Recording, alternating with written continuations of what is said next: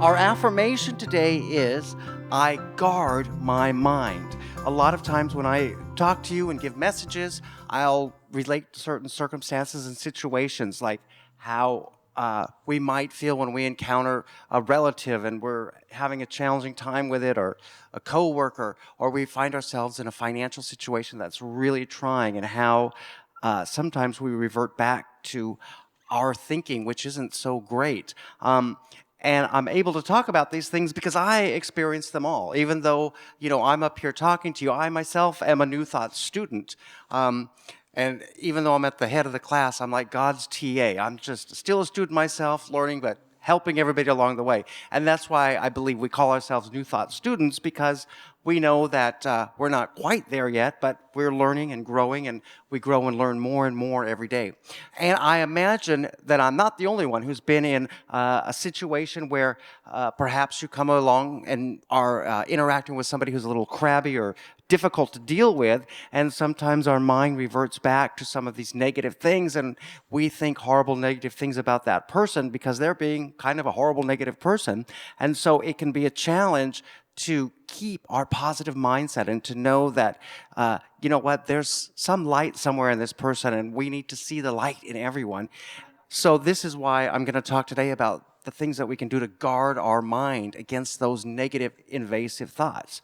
Because once we get into that negative, nasty place, unfortunately, it's kind of a very slippery slope.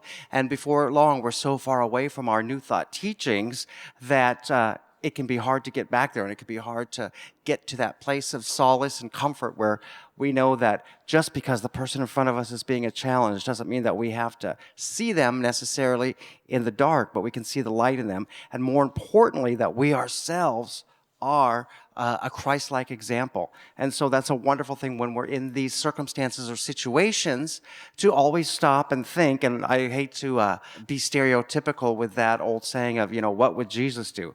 But we want to think in a Christ-like way. So we know that when Christ was going and he met with the tax collector, and all the disciples, everyone around him was saying horrible things about, how despicable it was for the Jewish person to be a tax collector, that he was turning on his own people.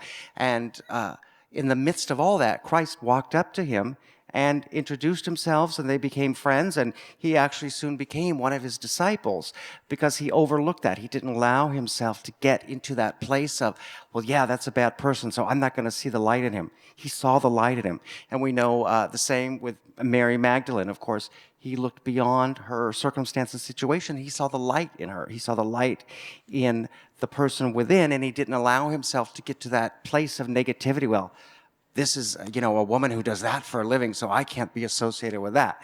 He saw beyond that, and he allowed himself to be the perfect Christ-like person in that circumstance and situation.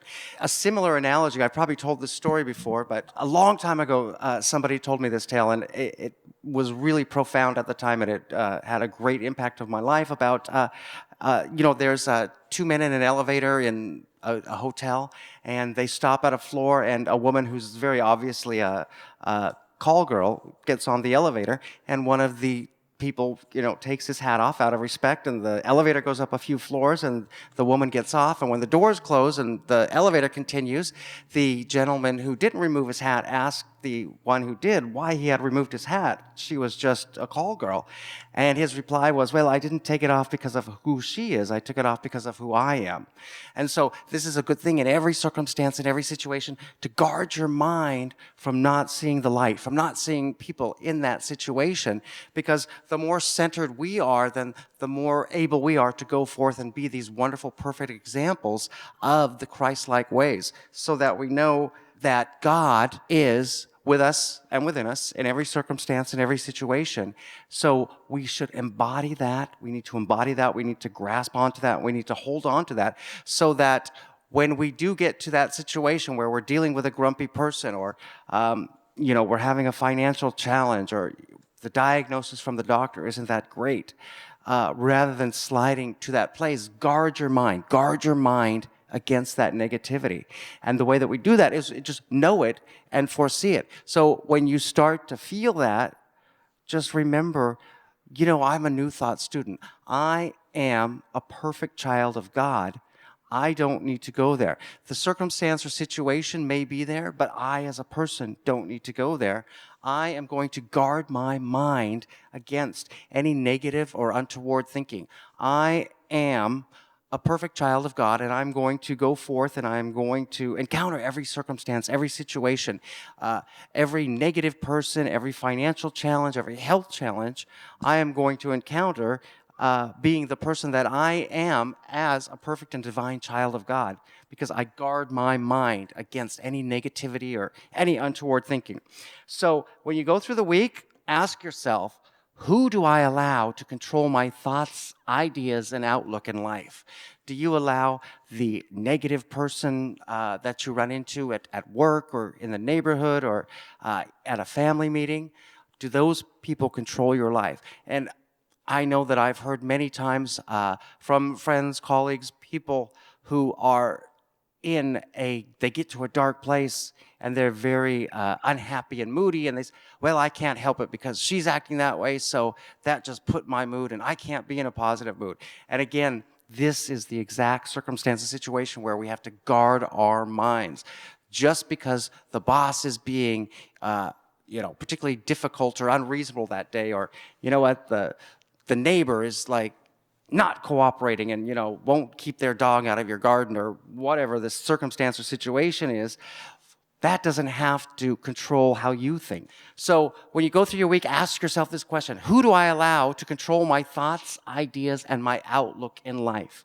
And if the answer isn't me, myself, and I only, then we need to go back to guarding your mind, because only you should be the one in control of your thoughts, ideas, and outlook in life. And if it's not you, again, you need to guard your mind against that. When you find yourself in that circumstance or situation where you aren't in control of your thoughts, your ideas, your mind, your outlook on life, it's time to ratchet things back a little bit and say, you know what, I need to guard my mind from this. It doesn't matter how he's acting or she's acting or what they said to me or what, whispering, gossiping comment I heard.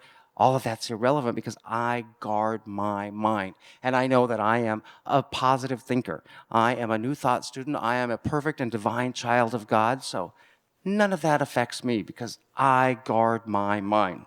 And the good news is you are the custodian of your mind. You control your thoughts, your ideas, your outlook on life. And you have complete control to think of positive, prosperous, healthy thoughts in all circumstances and all situations. You and you alone guard your mind from any untoward thoughts. And that is good news. Who's in control of my thoughts? Me. If the answer isn't me, then you know what? Ratchet it back and say, I guard my mind. Nobody gets to dictate how I'm going to think today, because I'm going to think positive, wonderful, happy, healthy, prosperous thoughts every day and every way.